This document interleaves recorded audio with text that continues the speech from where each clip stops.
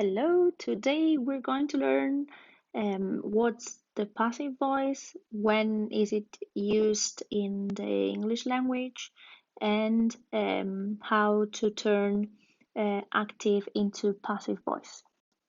So the first thing we need to take into account is when is it useful to use the passive voice.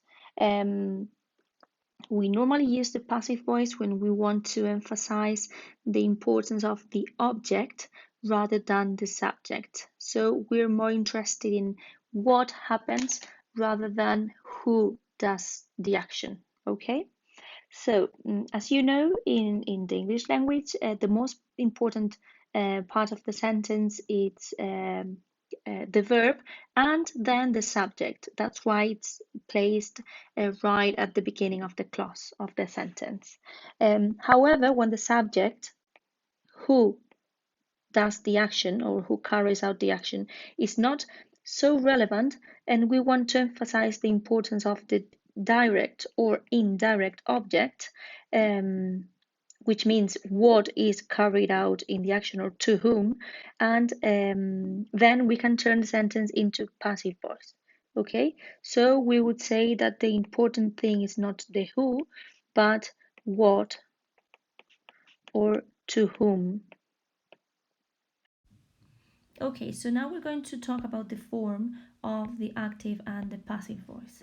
In the active voice, you always have a subject, which is normally who does the action, okay, the main verb, which can be in any tense, and the direct object, which is normally what is carried out by the subject, okay?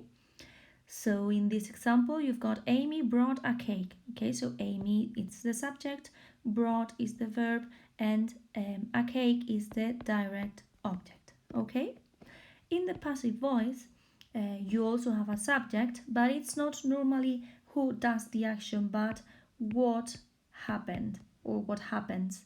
Okay, the verb is always made of the verb to be and a past participle verb. Okay, and then you can have also the agent, which is who does the action. Okay, and it's normally preceded by the preposition by. As you can see in the example, a cake, subject, was brought is the verb, and by Amy would be the agent. Okay, the difference between these two sentences is that Amy is the one who does the action, and a cake is what is brought or what was brought by her. So the focus of the passive voice is not the who but the what. As I told you, the passive voice is always made of a subject, the verb to be, plus a past participle, plus the agent. Okay? You can put the verb to be in any tense you want and add the past participle as you have here. Okay, with the present simple you have the verb to be in the present. With the present continuous you have the verb to be in the present continuous. With the past simple you have the verb to be in the past continuous, verb to be in the past continuous, present perfect, have been, so it's in the present perfect, past perfect, future simple, future perfect, and with the modals or modal perfects. Okay, also have to be or are going to be. Okay, so there you have the whole list of different tenses you can use, not only in the passive voice, but you know how to turn now or how to do it from the active to the passive. Okay, so now you more or less have an idea on how to turn from the active voice to the passive voice. Okay, as we've been saying, the subject would turn into the agent of the sentence, which would be preceded by. Okay, the direct object would become the subject, And the verb has to be in this form, to be plus past participle.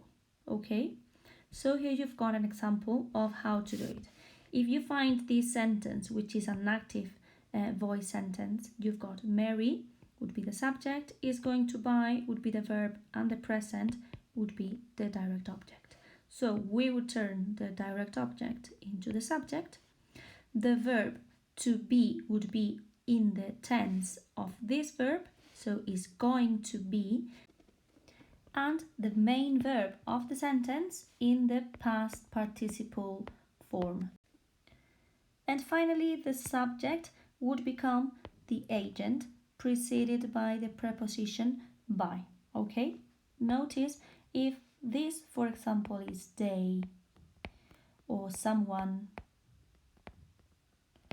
if the subject is not relevant, we can omit the agent. So as we have been commenting today in class, there are verbs that can that admit two different objects, okay? An indirect object and as direct object.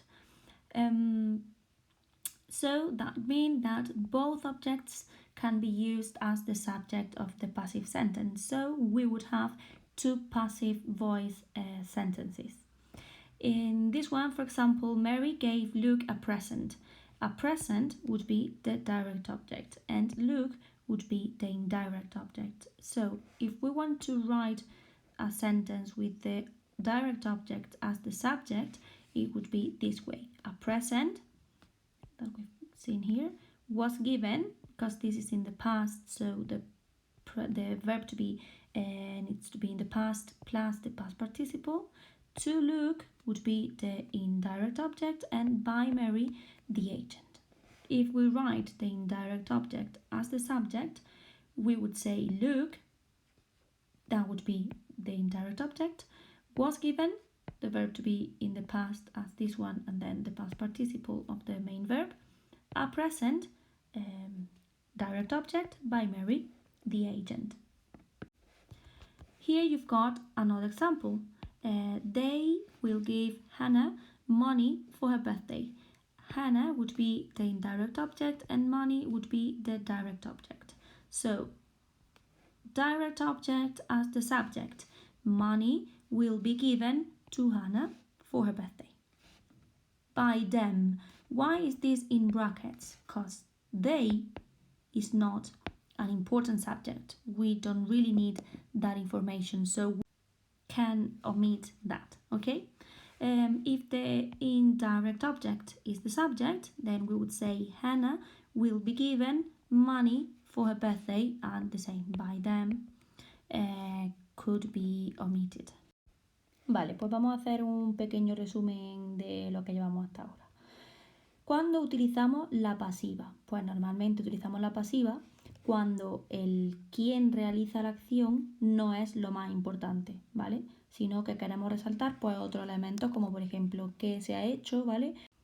O también a quién va dirigida la acción, más que quién la realiza. En ese caso tendríamos por ejemplo the task was finished on time. ¿Ok? Vale, lo importante aquí sería que la tarea fue terminada a tiempo. En este caso no queremos resaltar, digamos, el sujeto, quien la realiza, ¿vale? Que podría ser by the students. Sino que lo que queremos resaltar es que la tarea fue terminada. Vale, la particularidad que hemos dicho de la pasiva, que siempre vamos a encontrar y que nos va a permitir diferenciarla de una oración en voz activa, es que el verbo siempre lleva el verbo to be más un verbo en participio, ¿vale? El verbo to be podrá ir conjugado en el tiempo que a nosotros nos parezca o nos convenga conjugarlo, pues puede ser cualquiera del presente o pasado o futuro, ¿vale? y el participio, pues que nos acordamos que es la tercera columna de los verbos irregulares o añadiéndole ed a un verbo regular. Vale, ahora que sabemos cómo es la forma de la pasiva y para qué se utiliza, pues repasamos cómo pasaríamos una oración activa a pasiva. Vale, ahora lo primero que tenemos que identificar son los elementos de la oración, ¿vale? Helen, en este caso sería el sujeto, the letter sería el objeto directo y wrote sería el verbo. ¿Cómo lo hacemos ahora el cambio? Pues el objeto directo pasa a ser el sujeto, como hemos estado viendo hasta ahora. El sujeto, si fuera relevante y se necesitara la oración, pasaría a ser el agente precedido de by, ¿vale? Siempre que sea necesario, si no, se puede omitir. Y el verbo, pues pasaría a ser el verbo to be en el tiempo que esté este verbo más el participio de este verbo, del verbo principal. Bien, pues entonces tendríamos que the letter pasaría a ser el sujeto, the letter. Ahora el verbo to be en el tiempo del verbo principal de la oración activa, was, y ahora el verbo principal en participio, written. Y ahora, ¿por quién fue escrito? Pues by Helen. Y ya tendríamos la oración activa en pasiva. ¿Y si la oración activa tuviera dos objetos? Pues imaginaos que en vez solo de decir the letter, wrote the letter to me, ¿vale? Entonces ahora tendríamos que el sujeto sigue siendo Helen, que el verbo sería wrote, the letter sería el objeto directo y to me sería el objeto indirecto. Pues ahora podemos hacer dos oraciones diferentes, una en la que el objeto directo sea el sujeto y otra en la que el objeto indirecto sea el sujeto. Pues tendríamos, imaginaos, el objeto directo sujeto, ¿vale? Pues como hemos puesto arriba, the letter was written by Helen. Ahora, en el caso de que pongamos el objeto indirecto como sujeto, pues I, porque es a mí, utilizo el pronombre sujeto y pongo I was written a letter by Helen. Y aquí tendríais el resumen de lo que hemos estado haciendo.